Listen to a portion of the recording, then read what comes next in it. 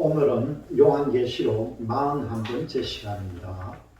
계시록 21장 1절에서부터 27절까지 오늘 세 번째 시간으로 자기 영광을 가지고 돌아오리라는 말씀으로 이어나가겠습니다.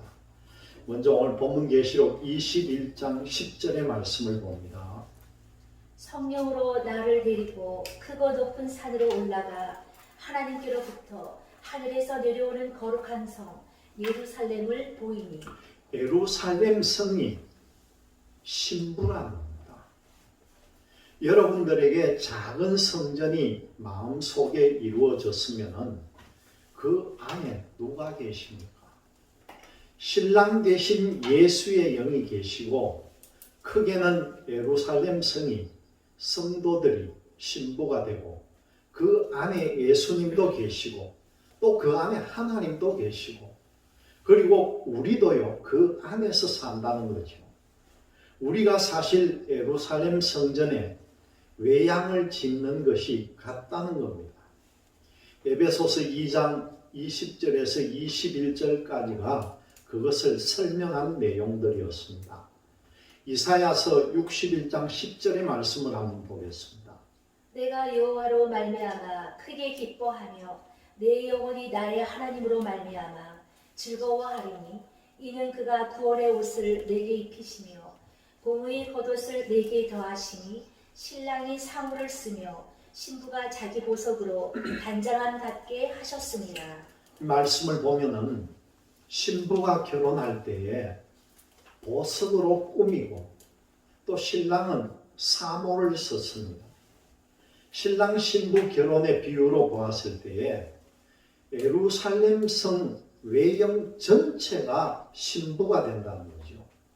그것이 누구냐 하면은 지구에 태어나서 구원받은 성도들이 건물을 짓는 것이나 같다는 겁니다. 여러분들이 예수를 믿음으로 하늘나라가 벌써 우리 마음속에 다 이루어졌습니다.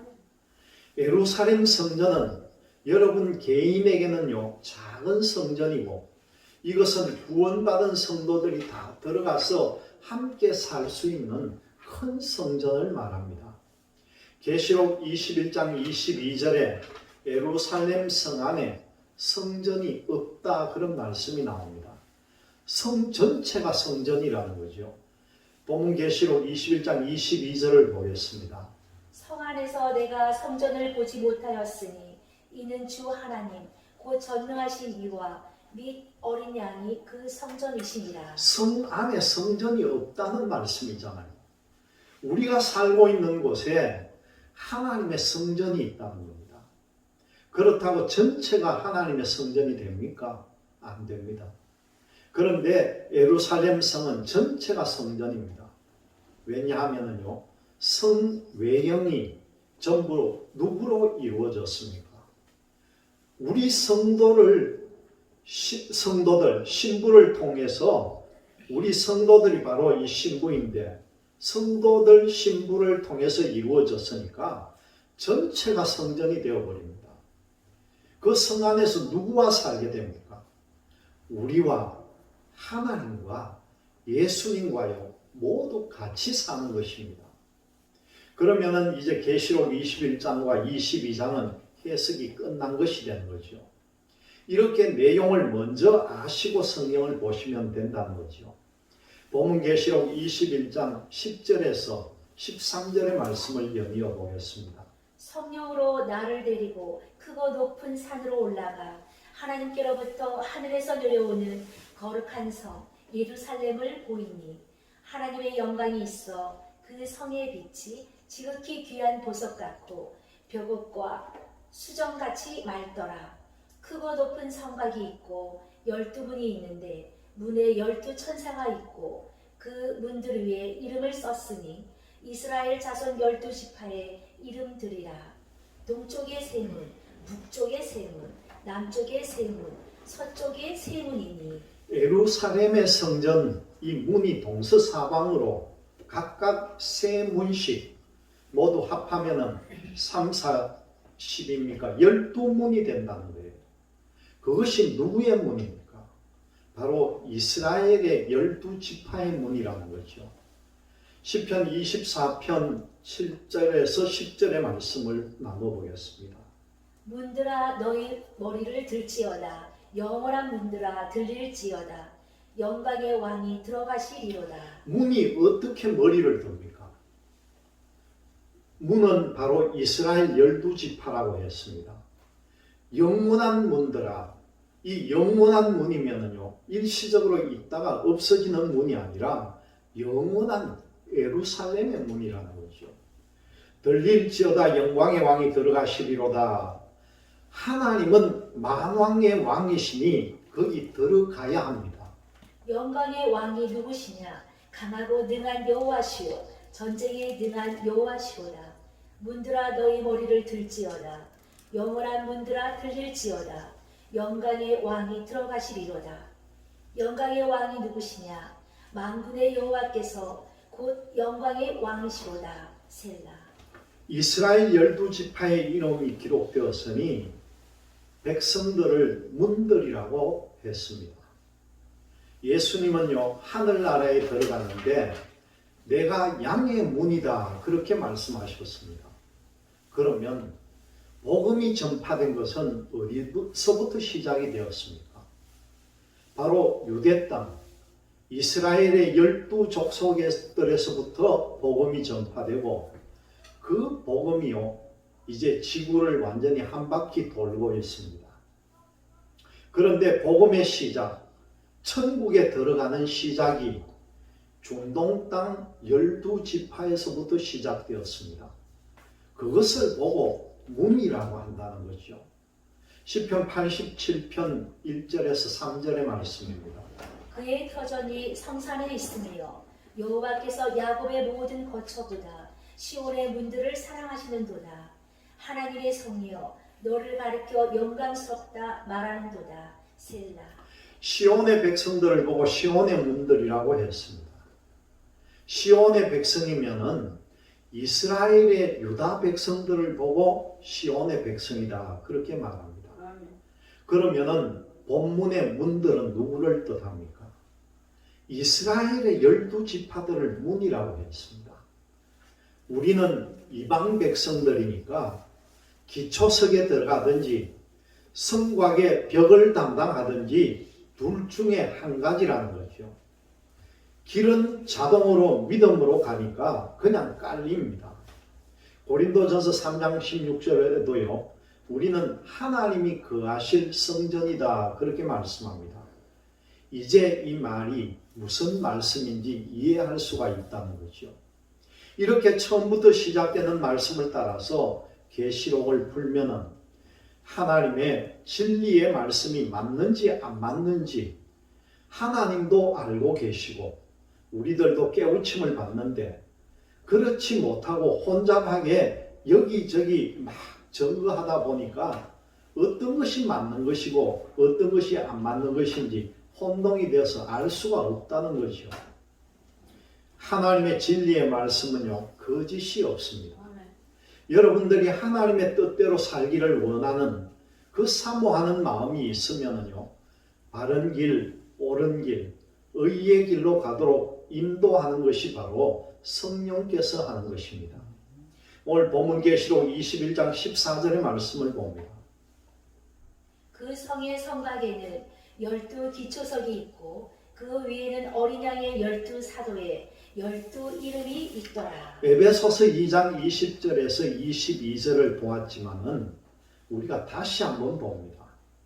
그 말씀을 보면은요, 교회 한 건물을 말하는 성전도 있고 또 개인적인 한 성전도 되고 우리가 영원토록 사는 새 예루살렘의 성전도 되고 이것만 알면 다 깨달을 수 있다는 거죠. 지금 여러분 가슴 속에 무엇을 품고 있는지요, 하나님께서는 다 알고 계신다는 겁니다. 하나님은 진리와 함께하는 사람을 좋아합니다. 그리고 정직한 사람을 좋아합니다. 정직한 편에 서 있는 사람은 하나님의 진리의 편에 있는 거지요. 거짓을 좋아하고 꾀를 부리는 사람은요, 사단 마귀에 속한 사람입니다. 서로 대화를 나눠보면은 진리의 사람인지 사단 마귀의 사람인지 금방 알 수도 있다는 거죠. 에베소서 2장 20절에서 22절의 말씀을 다시 한번 보겠습니다. 너희는 사도들과 선지자들의 터 위에 세우심을 입은 자라. 그리스도 예수께서 친히 모퉁이 돌이 되셨느니라. 그의 안에서 건물마다 서로 연결하여 주 안에서 성전이 되어가고 너희도 성령 안에서 하나님이 거하실 처소가 되기 위하여 그리스도 예수 안에서 함께 지어져 가느니라. 세우심을 입었으면은 여러분들이 서 있다는 겁니다. 이런 사람이 또 섰습니다. 또 서고 또 섰습니다. 계속 서 나가면은 그것이 바로 성곽이 된다는 거죠. 건물마다 불어나서 연결이 되고 그것이 바로 성벽으로 변화가 됩니다. 그래서 오늘 이 말씀 가운데 보면 그리스도 예수께서 친히 모퉁이 돌이 되셨다. 그리고 그 안에서 건물마다 서로 연결하며 하여 주 안에서 성전이 되어가고 그런 말씀이 나옵니다. 개인적인 성전도 되고 건물마다 연결되어 성전이 되어가고 이것이 무슨 성전을 뜻합니까? 새 예루살렘의 성전이 지어져 가고 또 말씀 가운데 너희도 성령 안에서 하나님의 거하실 처소가 되기 위하여 예수 안에서 함께 지어져 간다. 그 안에 누가 들어가서 합니까? 그리고 누가 들어가십니까? 바로 만왕의 왕이 되신 분이 들어가신다는 거죠. 오늘 본문 계시록 21장 15절에서 17절의 말씀입니다. 내게 말하는 자가 그 성과 그 문들과 성곽을 측량하려고 금갈대자를 가졌더라. 그 성은 네모가 반듯하여 길이와 너비가 같은지라. 그 갈대자로 그 성을 측량하니 12,000 스타디온이요 길이와 너비와 높이가 같더라. 금갈대로 측량을 했다는 거죠. 그리고 금은 변함이 없습니다. 새 예루살렘의 성곽이 높이와 넓이와 길이가 12,000 스타디온 정사각형이라는 겁니다. 또 네모 빵긋한 정사각형 모양을 성을 이루고 있다는 거죠. 이 말씀 17절을 보니까 그 성곽을 측량하며 144규빗이니 사람의 측량, 곧 천사의 측량이다. 이 말씀을요, 영적으로 풀면은 안 됩니다. 영적으로 풀지 마시기를 바랍니다. 그리고 고린도후서 2장 17절을 한번 보겠습니다. 우리는 수많은 사람들처럼 하나님의 말씀을 혼잡하게 하지 아니하고 곧 순전함으로 하나님께 받은 것 같이 하나님 앞에서와 그리스도 안에서 말하노라. 성경을 순전하게 풀어라는 겁니다. 성경을 억지로 풀면은 멸망당한다는 거죠. 우리는 수다한 사람과 같이 하나님의 말씀을 혼잡하게 하지 아니하고 순전함으로 하나님께 받은 것 같이 하나님 앞에서와 그리스도 안에서 말하노라. 그렇게 말씀합니다. 베드로후서 3장 16절도 한번 보겠습니다. 또 그 모든 편지에도 이런 일에 관하여 말하였으되 그 중에 알기 어려운 것이 더러 있으니 무식한 자들과 굳세지 못한 자들이 다른 성경과 같이 그것도 억지로 풀다가 스스로 멸망에 이르느니라. 계시록이 어려운 말씀들이 있다 해서 이것을 영적으로 푸는 경우가 많은데 영적으로 깊이 들어가는 사람들 치고요, 성경이 바르게 전파되는 것이 별로 없다는 겁니다. 오늘 본문 계시록 21장 17절에 예루살렘 성곽 문을 측량하니까 12,000 스타디온이다 그렇게 말합니다. 여러분들이 이 말씀을 그냥 스타디온이라고 하니까 잘 이 감이 안 잡힐 줄로 믿는데 1스타디온을 우리가 지금 메타로 계산하면은요 184m로 계산하는 데가 있고 또 어떤 사람은요 192m로 계산하는 사람도 있습니다. 그리고 또 어떤 사람은 185m로 계산을 합니다. 그런데 우리는 이걸 185m로 보고 계산을 합니다. 여러분 12,000 스타디온이면은 12,000 곱하기 185m를 곱해보면은요, 그 길이가 얼마나 되느냐 하면은, 여러분 상상을 잘 해보세요. 2220km입니다. 2220km면은요, 우리나라 땅을 비교를 해서 말씀을 드려보면은, 사람들이 보통 서울에서 진주까지 천리길이다 그렇게 말합니다. 그래서 이 리수로 따지면은 5,550미가 되는 것이 바로 이 12,000 스타디온이라는 거죠. 예루살렘 성전이 5,550리 그 길만큼 높이도 같고 길이도 같고 넓이도 같은 정육면체 그렇게 되어 있다는 겁니다. 여러분 상상이 됩니까? 예루살렘 성이 그 천리길을 정육면체로 만들어 놓은 그 길이 바로 예루살렘 성이라는 거예요. 우리가 잘 아는 대로 이 하늘에 지금 우주 정거장을 만들어 놓고 우주선이 오르내리는데 그 우주선이 올라가 봐야 400km를 못 올라갑니다. 보통 보면 388km 정도 올라가면 우주 정거장을 만드는 거예요. 그럼 뭐 이게 2200km면 우주 정거장이 몇 배나 됩니까? 그만큼 큰 성전을 만들어 나간다는 겁니다. 그리고 새 예루살렘 성에는요, 바다가 없습니다. 그것은 쓸데없는 땅도 없습니다. 모두가 좋은 땅이라는 거죠. 그 성전에 꽃이 피고 그 성에서부터 흘러나오는 생명수 물에는 그 좌우에 생명나무가 심어져 있고 그 생명나무가 열매를 맺는데 생명수에다가 나무를 심어 놓았으니까 생명나무가 맺힌다는 거죠. 그것을 따먹으면 얼마나 마음이 기쁘고 소성하게 되겠습니까? 우리가 그런 세계에 살게 된다는 거예요. 여러분 한번 상상을 해보세요. 그 예루살렘 성에는요, 큰 강도 없습니다.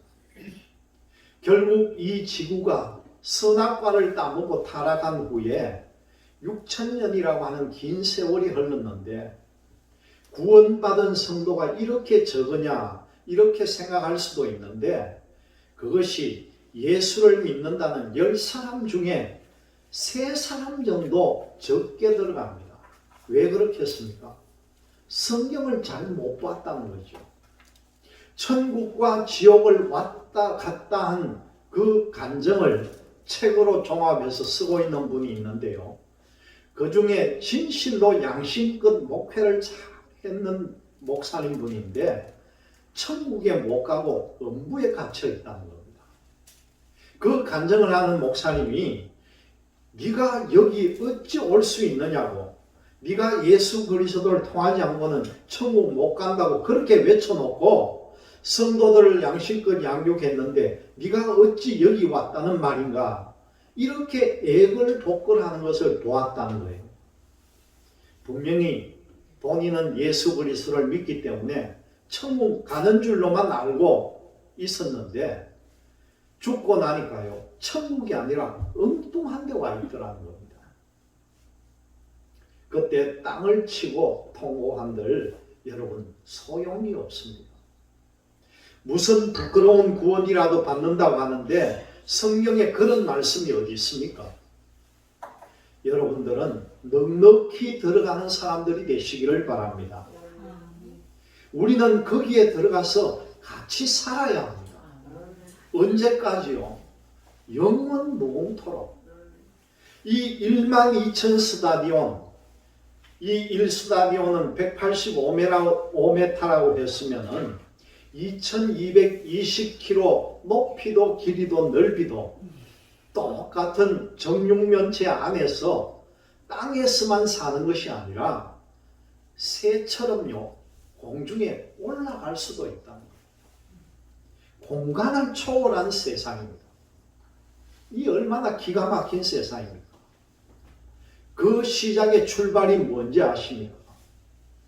우리가 구름 속으로 끌려 올라갈 때에 부활받는 성도 아니면 변화받는 성도들로 새처럼 모두가 올라가야 된다는 거죠. 이렇게 좋은 세계를 소망하고 있기 때문에 땅에 썩어질 것에 미련을 두지 말아라는 겁니다. 욕심 때문에 망한다는 것을 깨달아야 합니다. 여러분들은 육의 사람입니까? 영의 사람입니까? 우리 모두가 영의 사람들이 되시기를 바랍니다. 오늘 본 계시록 21장 17절과 18절의 말씀을 봅니다. 그 성곽을 측량하매 144규빗이니 사람의 측량 곧 천사의 측량이라. 144규빗, 성경의 한 규빗은요 45cm를 말합니다. 이것을 계산했을 때에 144규빗 곱하기 45cm 하면은 64m가 되는데요. 예루살렘 성의 벽의 두께가 64m라는 거예요. 두께로 5,550리로 쭉 뻗어 올라갔다는 겁니다. 그 64m가. 그 성곽은 벽옥으로 쌓였고 그 성은 정금인데 맑은 유리 같더라. 성곽은 벽옥, 옥으로 되어 있다. 옥으로 된 성입니다. 이 벽옥이라고 하는 것은 푸른 옥을 말하죠. 그래서 성도라는 자체가 믿음의 굳건한 반석 위에 선지자들과 사도들의 터 위에 섰는데 그것이 바로 벽옥, 푸른 옥이 서 있다는 거예요. 그것이 바로 성도들이라는 겁니다. 그것이 어린 양의 신부들입니다. 여러분들이 신앙생활 하는데 평탄하게 구원을 받습니까? 시련과 환난을 다 겪으면서 구원받았습니다. 하나님의 백성이면 많은 어려움을 당해야 합니다.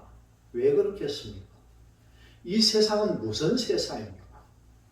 천국이 아니고 어둠의 영이 살고 있는 세상이기 때문에 여러분들이 바르게 살려고 하면은 어둠의 영으로부터 시달림을 받는 것이 당연하다는 것이죠. 베드로전서 1장 7절의 말씀입니다. 너희 믿음의 확실함을 불로 연단하여도 없어질 금보다 더 귀하여 예수 그리스도께서 나타나실 때에 칭찬과 영광과 존귀를 얻게 할 것이니라. 성곽이 성벽이 옥으로 되어 있는데 그것이 성도들이라는 거죠. 여러분들이 그렇게 연단을 받으면 어떤 모습으로 나타나는지요? 욥기 23장 10절을 한번 보겠습니다. 그러나 내가 가는 길을 그가 아시나니 그가 나를 단련하신 후에는 내가 순금같이 되어 나오리라. 여러분들이 예루살렘 성전의 신부가 되는데 무엇으로 꾸며져 있습니까? 여러분들은 벽옥이고 여기에 기초석은요 12보석이고 문은 12진주고 길은 맑은 유리 같은 정금입니다. 지금 결혼한 사람들이 이렇게 아름답게 단장하는 사람이 있습니까? 없죠. 그러면 예루살렘 성을 어떤 모습을 보여주었습니까? 신부를 보여준다. 그렇게 말씀합니다. 오늘 본문 계시록 21장 19절에서 21절의 말씀을 한번 봅니다. 그 성의 성곽의 기초석은 각색 보석으로 꾸몄는데 첫째 기초석은 벽옥이요 둘째는 남보석이요 셋째는 옥수요 넷째는 녹보석이요 다섯째는 홍마노요 여섯째는 홍보석이요 일곱째는 황옥이요 여덟째는 노곡이요 아홉째는 다망옥이요 열째는 비치옥이요 열한째는 청옥이요 열두째는 자수성이라. 이 그 열두 문은 12진주니 각 문마다 한 개의 진주로 되어 있고 성의 길은 맑은 유리 같은 정금이더라. 이 말씀 가운데요, 우리가 모르는 것도 있습니다. 여기 벽옥이라는 계통이 12사도 중에 어떤 계통을 갖다가 벽옥이라 하는지 잘 모른다는 거죠. 여기에 말씀 가운데 나오는 12기초석이 출애굽기 28장 17절에서 20절을 보면은요, 대제사장이 이 가슴에다 흉배를 두르는데 그 흉배에다가 12지파의 이름을 새기는 거예요. 차례대로. 그 12지파의 이름을 새기는데 여기 지금 본문 계시록의 12기초석에 나오는 보석의 이름과 출애굽기에 나오는 대제사장의 흉배에 나오는 이 보석의 이름이 일치를 합니다. 그런데 이 보석이 어느 지파가 어떤 보석을 뜻하는지 그 내용이 성경에는 안 나와 있는 거예요. 그것을 우리가 잘 모른다는 겁니다.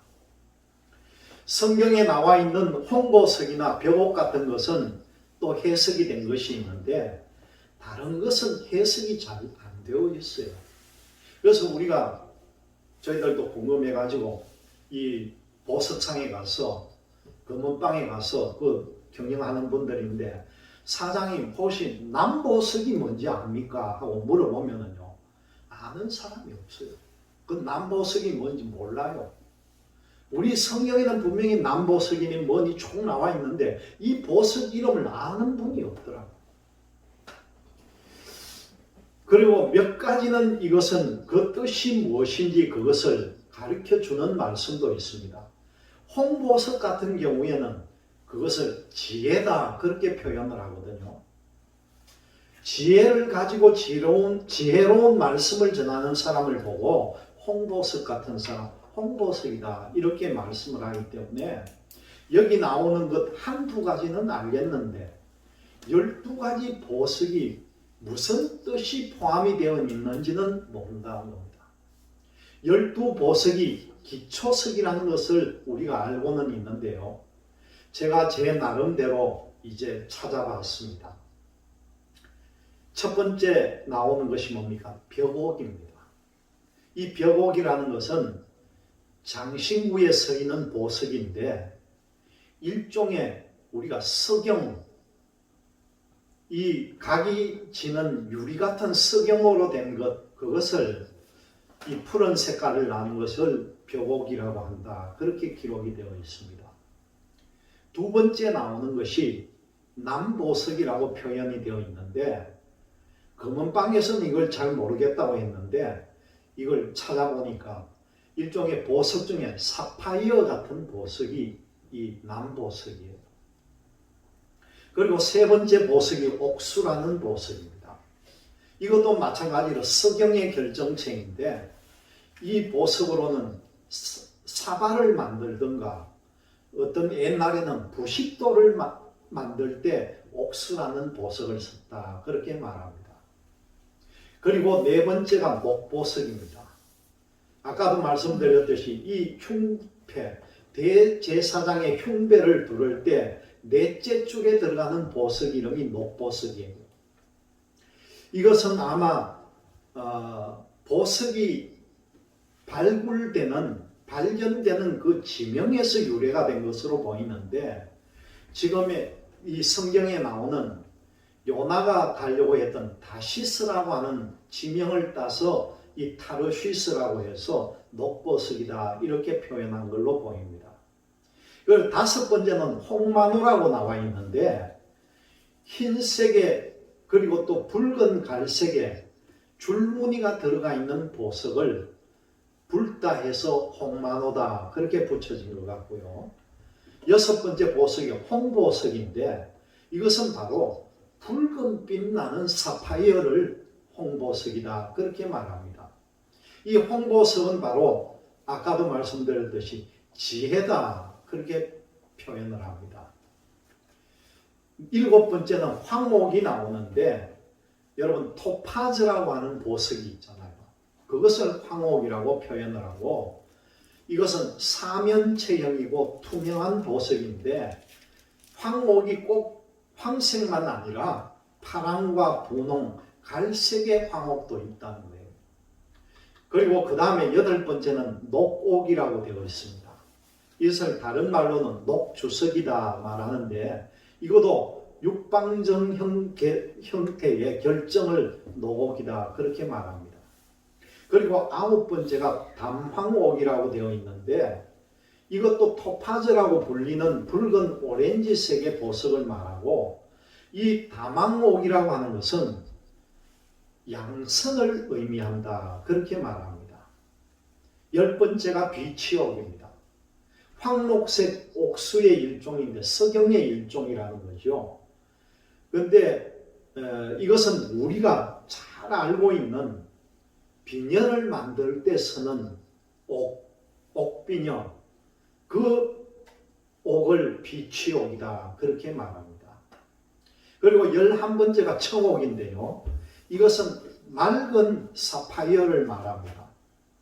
이걸로 남보석이라고도 같이 부르기도 하는데 주로 그릇의 재료로 쓰였다는 거죠. 그리고 마지막이 뭡니까? 자정이라고 나오는데 이 자정이라고 따로 있는 것이 아니라 우리가 언양에도 가면 나오는 자수정, 이 자수정을 자정이다 그렇게 말합니다. 이 자정이라고 하는 것은 자수정은요 온유를 상징을 한다는 거예요.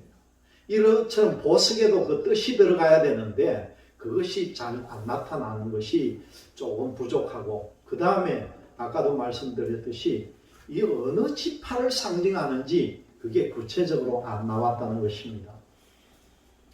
이어서 우리가 이사야 54장 11절에서 12절의 말씀을 한번 보겠습니다. 너 공고하며 강풍에 요동하여 안위를 받지 못한 자여 보라.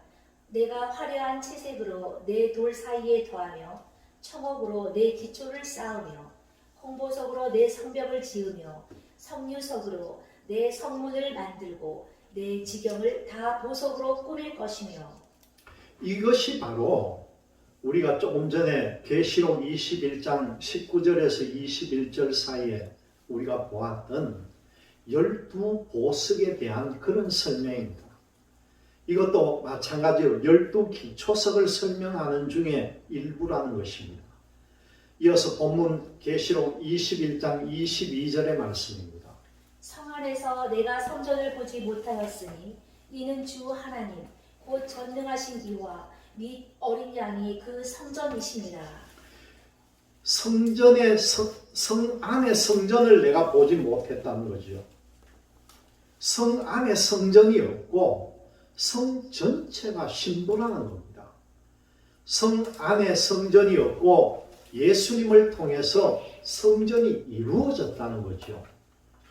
다 같이 요한복음 14장 16절에서 20절의 말씀을 보겠습니다. 내가 아버지께 구하겠으니 그가 또 다른 보혜사를 너희에게 주사 영원토록 너희와 함께 있게 하리니 그는 진리의 영이라. 세상은 능히 그를 받지 못하나니 이는 그를 보지도 못하고 알지도 못하니라. 그러나 너희는 그를 아나니 그는 너희와 함께 거하시며 또 너희 속에 계시겠습니다. 내가 너희를 고아와 같이 버려두지 아니하고 너희에게로 오리라. 조금 있으면 세상은 다시 나를 보지 못할 것이로되 너희는 나를 보리니 이는 내가 살아있고 너희도 살아있겠습니다.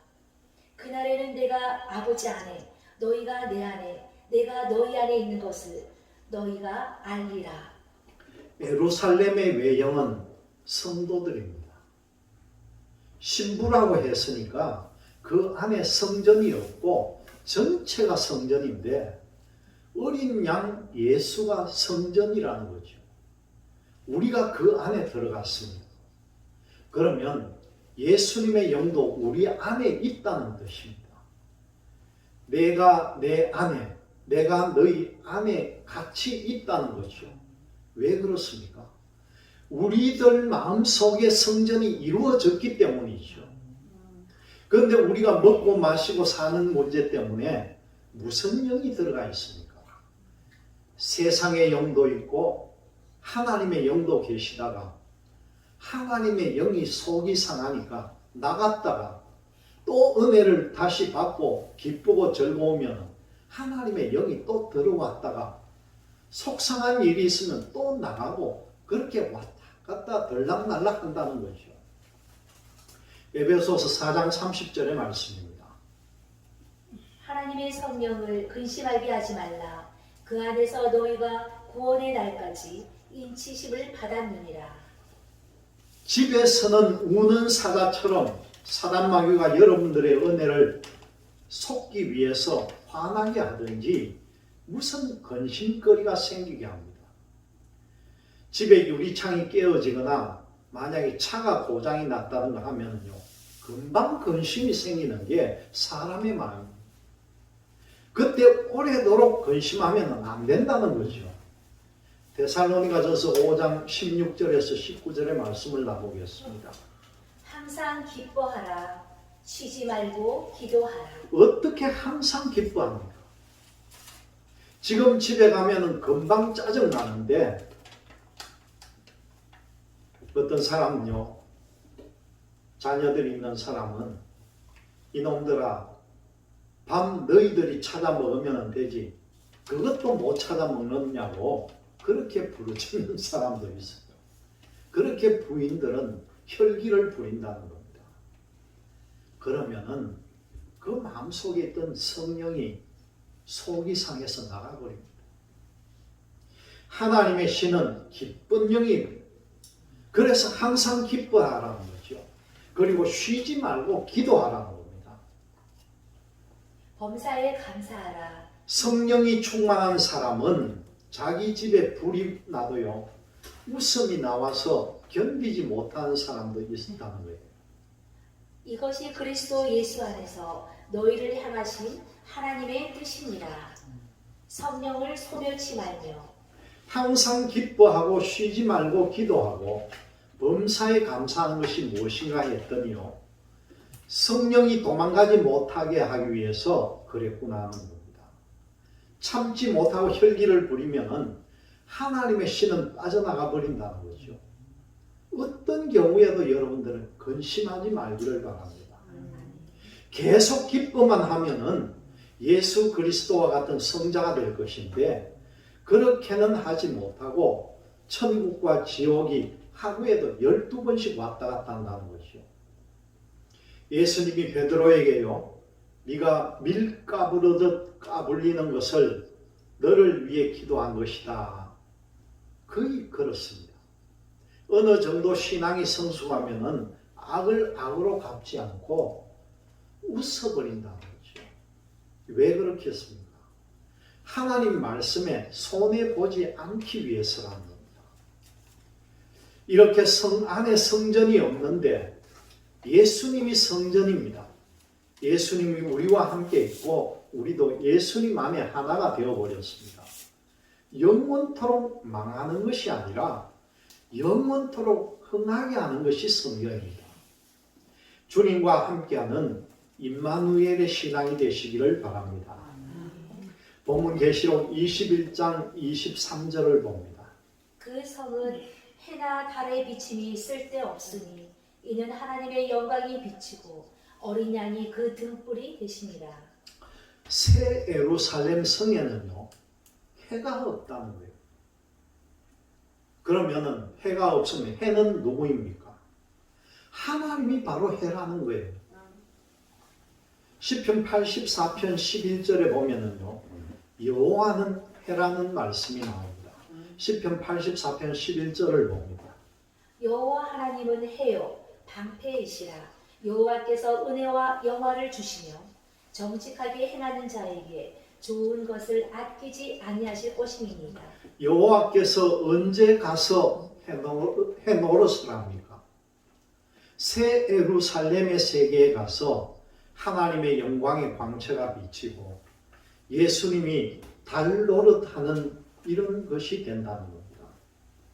그 영광의 광채를 받아서 우리도 부활된 모습의 영광의 광채를 흡수를 하고 서로 같이 비치면서 사니까 밤이 없고 낮밖에 없다는 거죠.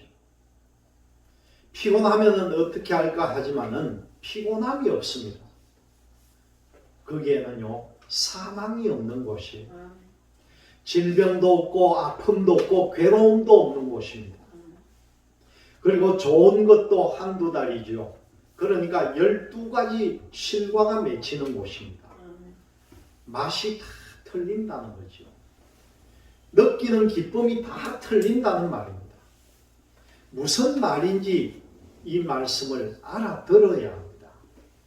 본계시록 21장 24절의 말씀입니다. 만국이 그리 가운데로 다니고 땅의 왕들이 자기 영광을 가지고 그리로 들어가리라. 만국이라면은 나라가 만 개입니까? 이 지구의 나라는요 230여 개국밖에 안 됩니다. 그 나라에 들어간다는 말입니까? 그게 아니라는 거죠. 많은 사람들이 들어가는 것을 보고 만국이라고 합니다. 사람을 나라라고 하는 거죠. 하늘나라가 여기 있다 저기 있다가 아니라 너희 안에 있다는 거죠. 누가복음 17장 20절에서 21절의 말씀입니다. 바리새인들이 하나님의 나라가 어느 때에 임하니까 묻거늘 예수께서 대답하여 이르시되 하나님의 나라는 볼 수 있게 임하는 것이 아니요 또 여기 있다 저기 있다고도 못하리니 하나님의 나라는 너희 안에 있느니라. 하늘나라가 우리에게 이루어졌으면은 100분이면은 100나라가 됩니다. 만분이 계시면은 만국이 됩니다. 성경은 성경대로 해석하도록 되어 있지 세상의 어떤 논리나 지식이나 철학이나 윤리나 도덕으로 해석되는 것이 아닙니다. 미련할 정도로 성경은 성경으로 풀어야 합니다. 세상의 뱀처럼 꾀를 가지고 성경을 풀어봤자 자기 꾀에 자기가 넘어지는 것이 성경입니다. 잠언 26장 27절에 보면은 자기 머리를 믿지 말고 자기 지혜를 믿지 말라는 말씀이 나옵니다. 내 지혜로 내가 함정에 빠진다는 말입니다. 미련할 정도로 하나님의 말씀을 믿으시기를 바랍니다. 만국이 들어가는데 자기 영광을 가지고 들어간다는 거죠. 자기 영광이 본문의 계시록 21장 24절에 만국이 그 빛 가운데로 다니고 땅의 왕들이 자기 영광을 가지고 그리로 돌아오리라. 땅의 왕들이 누구입니까? 천년세계는 길이 흙으로 되어 있습니다. 거기서 천년 동안 왕노릇 했던 사람들이 왕의 부활된 모습 그대로 가지고 들어갑니다. 영원토록 왕이 된다는 것이죠.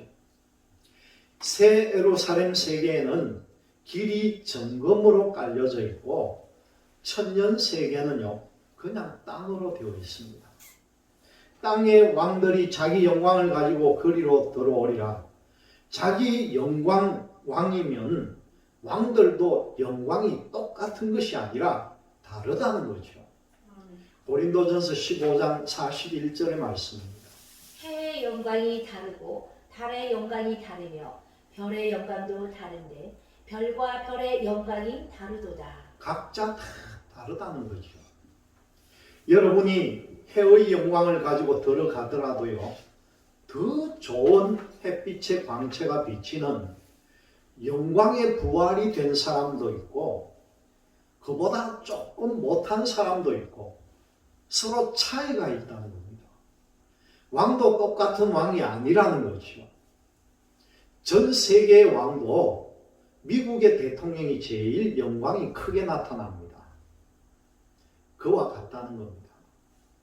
여러분들도 아주 좋은 왕의 영광의 자리에 들어갈 수 있도록 노력하는 여러분들이 되시기를 바랍니다. 본문계시록 21장 25절에서 27절까지 말씀입니다. 낮의 성문들을 도무지 닫지 아니하리니 거기에는 밤이 없습니다.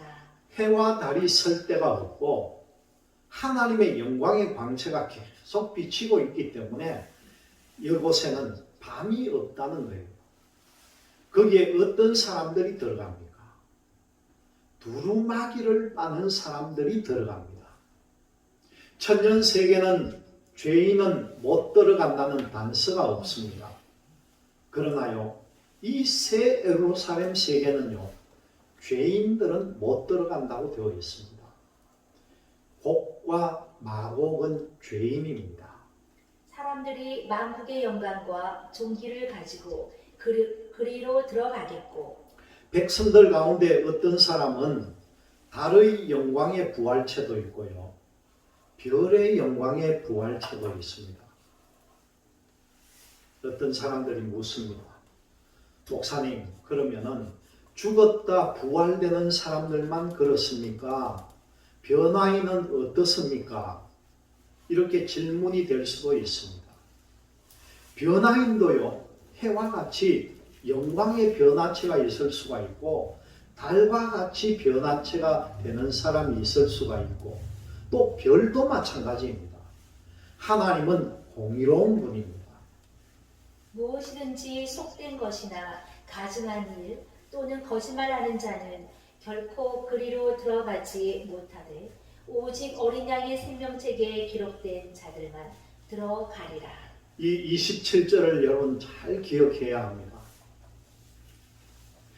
어린 양의 생명책에 기록된 자들만 들어간다는 거예요. 거짓말하는 자나 속된 사람은 거기 못 들어갑니다. 거짓말은 사람과 사람끼리 속인 것을 말합니까? 계시록 21장 8절에 거짓말하는 자는 못 들어갑니다. 어린 약에 속한 사람은 들어갑니다. 여러분들이 실수가 많아도요, 예수를 믿는 믿음 때문에 지금 봐주고 있는 것입니다. 요한복음 14장 6절에 예수님께서 내가 곧 길이요 진리요 진리를 한번 믿고 가기 때문에 여러분들을 봐주고 있다는 것입니다. 그래서 그 진리의 열매를 맺기 원하는데 진리의 열매를 맺지 못하면 사망의 열매를 맺게 됩니다. 성경이 여러분들에게 뭐라고 말합니까? 성령의 열매를 맺으라고 하는데도 맺지 못하면 죄와 사망의 열매를 맺게 된다는 것이죠. 항상 성경은요, 반비례합니다. 우리 모두가 이 갈라디아 5장 22절의 말씀처럼 좋은 열매를 맺으시기를 바랍니다. 갈라디아서 5장 22절 23절을 제가 한번 봉독하면서 말씀을 마치겠습니다. 오직 성령의 열매는 사랑과 희락과 화평과 오래 참음과 자비와 양선과 충성과 온유와 절제니 이 같은 것을 금지할 법이 없느니라. 아멘.